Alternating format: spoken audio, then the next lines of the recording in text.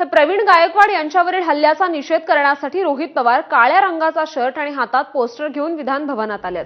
तर त्यांनी भाजपवर टीका केली आहे। दरम्यान गायकवाड यांच्यावरील हल्ल्याशी भाजपचा संबंध नाही असं स्पष्टीकरण चंद्रशेखर बावनकुळे यांनी दिले।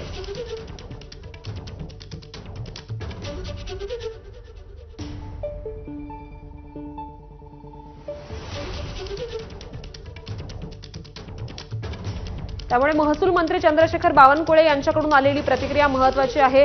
कार्यकर्त्यांचे अनेक नेत्यांसोबत फोटो असतात असं ते म्हणाले होते आणि काटे हा भाजपचा जरी असेल तरी त्याच्यावर कारवाई व्हावी असं ते म्हणालेले आहेत।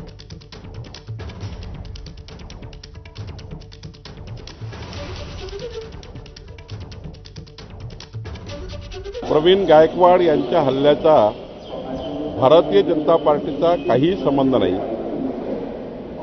आणि आम्हाला अशा खालच्या लेवलच्या कृत्य करणे हे भाजपच्या रक्तात नाही। आरोपी कुठलाही असो, कोणत्याही पक्षाचा असो, आरोपी कुठल्याही पक्षाचा असो तो आरोपी आहे। दीपक काटेंनी प्रवीण गायकवाड सोबत असं वर्तन करायला नको होतं आणि हे भारतीय जनता पार्टीला मान्य नाही।